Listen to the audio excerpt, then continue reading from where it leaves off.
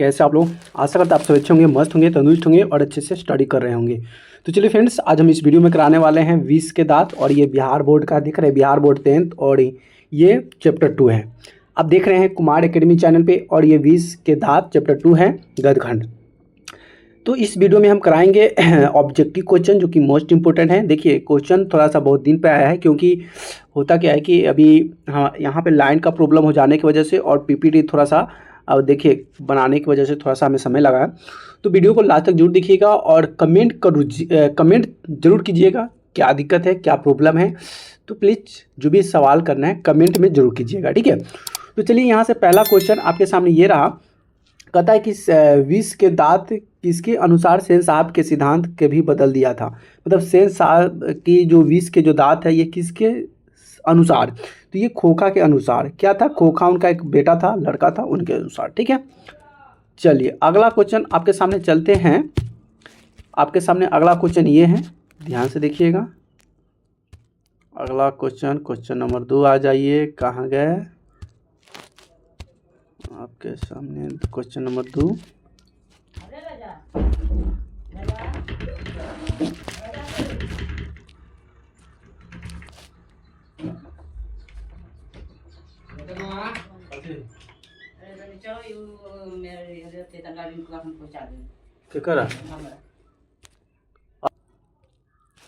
तो चलिए question number दूसरा आपके सामने ये है कि क्या कहता है क्वेश्चन कि ऐसे ही लड़के आगे चलकर गुंडे, चोर, डाकू बनते हैं। यह पंक्ति कहानी के किस पात्र ने कही है। मतलब इस कहानी का जो पंक्ति है ये बात कहा है ये, लेकिन बात किसने कहा है?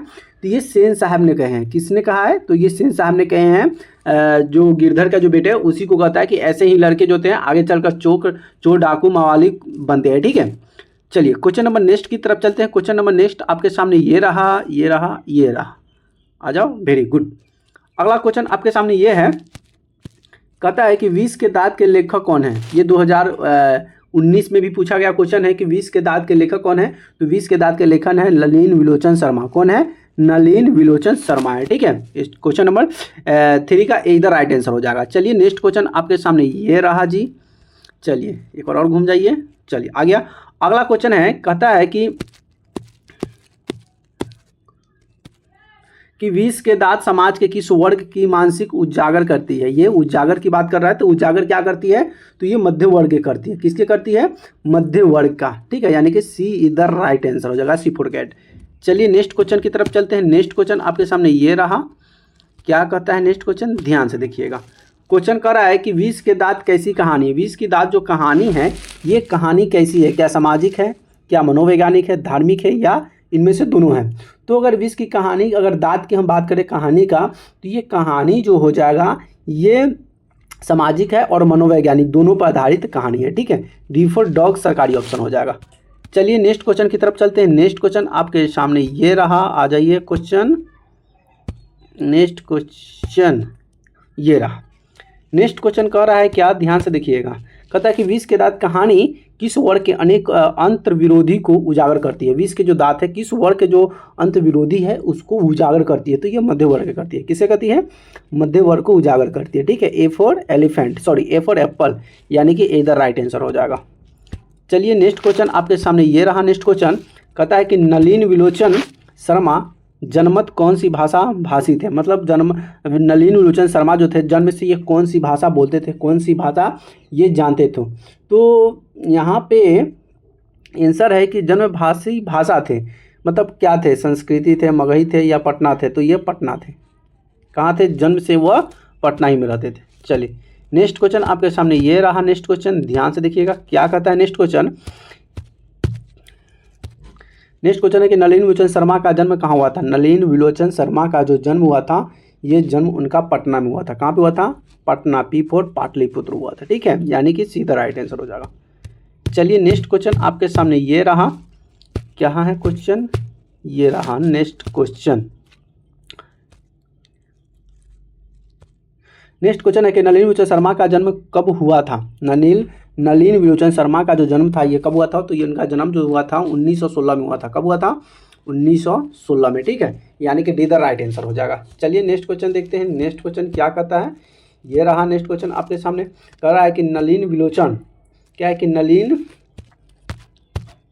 नलिनी विलोचन शर्मा का माता जी का नाम क्या था? नलिनी विलोचन शर्मा जी का माता जी का नाम था रत्नावती। क्या था? रत्नावती शर्मा, यानी कि ए इधर राइट आंसर हो जाएगा। चलिए नेक्स्ट क्वेश्चन देखते हैं। नेक्स्ट क्वेश्चन आपके सामने ये रहा। नेक्स्ट क्वेश्चन कहता है कि लेखक ने एमए किस विश्वविद्यालय से किया था? एमए किए थे, लेकिन एमए किस विश्वविद्यालय से किए थे? तो एमए जो किए थे ये पटना विश्वविद्यालय से। कौन सा विश्वविद्यालय? पटना में जन्म हुआ, पटना में सब कुछ हुआ, इसलिए पटना विश्वविद्यालय से एमए किए थे। चलिए नेक्स्ट क्वेश्चन आपके सामने ये रहा। नेक्स्ट क्वेश्चन क्या है? नेक्स्ट क्वेश्चन ये रहा। कहता कि नलिनी विलोचन शर्मा जी की मृत्यु कब हुई थी? नलिनी विलोचन शर्मा के जो मृत्यु हुआ था, ये मृत्यु कब हुआ था? तो ये हुआ था 1961 में हुआ था। कब हुआ था? 1961 में, यानी कि सी इधर राइट आंसर हो जाएगा। ठीक है, चलिए नेक्स्ट क्वेश्चन आपके सामने ये रहा। नेक्स्ट क्वेश्चन क्या कहता है कि नलिनी विलोचन शर्मा किस शैली के आलोचक थे? ये शैली के आलोचक थे, लेकिन कौन सी शैली के आलोचक थे? तो इनका जो शैली का ये था आधुनिक शैली। क्या था? आधुनिक शैली के आलोचक थे, यानी कि बी द राइट आंसर हो जाएगा। चलिए नेक्स्ट क्वेश्चन की तरफ चलते हैं। नेक्स्ट क्वेश्चन क्या है आपके सामने? ये रहा नेक्स्ट क्वेश्चन, ध्यान से देखना है। नेक्स्ट क्वेश्चन क्या है? ये रहा। नेक्स्ट क्वेश्चन आपके सामने है कि आलोचना के अनुसार प्रयोगवाद का वास्तविक प्रारंभ किसने किया था? क्या है? आलोचना के अनुसार प्रयोगवाद का वास्तविक प्रारंभ किसने किया था? तो ये प्रयोग किया था नलिनी विलोचन शर्मा ने। किसने किया था? नलिनी विलोचन शर्मा, यानी कि डी द राइट आंसर हो जाएगा। चलिए नेक्स्ट क्वेश्चन की तरफ चलते हैं। नेक्स्ट क्वेश्चन आपके सामने ये रहा। नेक्स्ट क्वेश्चन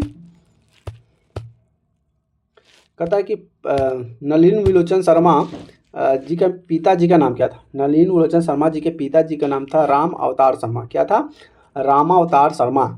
कहाँ पे है रामावतार? ये रहा, रामावतार शर्मा, यानी कि डी इधर राइट आंसर हो जाएगा। चलिए नेक्स्ट क्वेश्चन आपके सामने ये रहा। नेक्स्ट क्वेश्चन क्या कहता है? नेक्स्ट क्वेश्चन ध्यान से देखिएगा। नेक्स्ट क्वेश्चन कहता है कि सेन साहब की मोटर कार थी। सेन साहब की जो मोटर कार थी ये कैसी थी मोटर कार? तो इनकी जो सेन साहब की जो मोटर कार थी ना, स्ट्रीमल इन थी। क्या थी? स्ट्रीमल इन थी, यानी कि इधर राइट आंसर हो जाएगा। चलिए नेक्स्ट क्वेश्चन आपके सामने ये रहा। नेक्स्ट क्वेश्चन कहता है कि सेन साहब की नई मोटर कार किस रंग की थी? सेन साहब की जो नई मोटर कार थी वो कौन सी रंग की थी? तो ये काली रंग की थी। कैसी रंग की थी? काली रंग की थी। ठीक है, यानी कि डी इधर राइट आंसर हो जाएगा। चलिए नेक्स्ट क्वेश्चन आपके सामने ये रहा। नेक्स्ट क्वेश्चन क्या है? नेक्स्ट क्वेश्चन ध्यान से देखिएगा। नेक्स्ट क्वेश्चन कहता है कि सेन साहब की कितनी बेटियां थी? सेन साहब की जो बेटी थी वो कितना बेटी थी? तो सेन साहब की 5 बेटी थी, जिसमें से एक लड़का था जो कि लड़के को बहुत प्यार करता था, लेकिन बेटी को ज़्यादा प्यार और ज़्यादा आज़ादी नहीं था, लेकिन बेटे को हर चीज़ का आज़ादी था, गाड़ी तोड़ने का भी आज़ादी था। ठीक है, यानी कि डी द राइट आंसर हो जाएगा।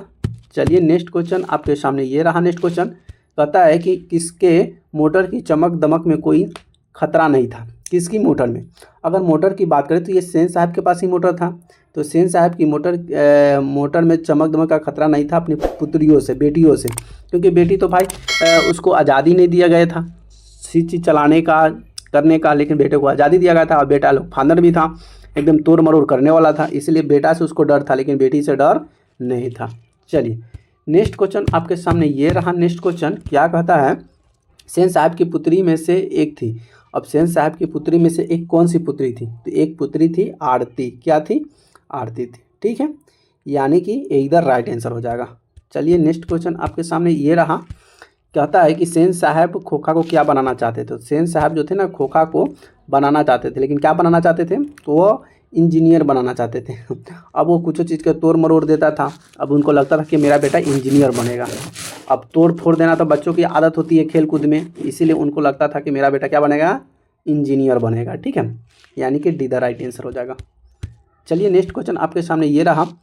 अगला क्वेश्चन क्या कहता है कि लोग सेन साहब को उनके बच्चों के कौन से विद्यालय उपयुक्त बताते थे? मतलब सेन साहब का जो बेटा था उसके बेटे के लिए एक स्कूल बताते थे। वह स्कूल क्या था? तो स्कूल था कीडन गार्डन स्कूल को स्पेशल स्कूल बताते थे। ठीक है, यानी कि बी द राइट आंसर हो जाएगा। चलिए नेक्स्ट क्वेश्चन आपके सामने ये रहा। नेक्स्ट क्वेश्चन क्या कहता है कि मदन के पिता क्या है? मदन के पिता का नाम क्या था? तो मदन के जो पिता का नाम था गिरधर लाल। क्या था?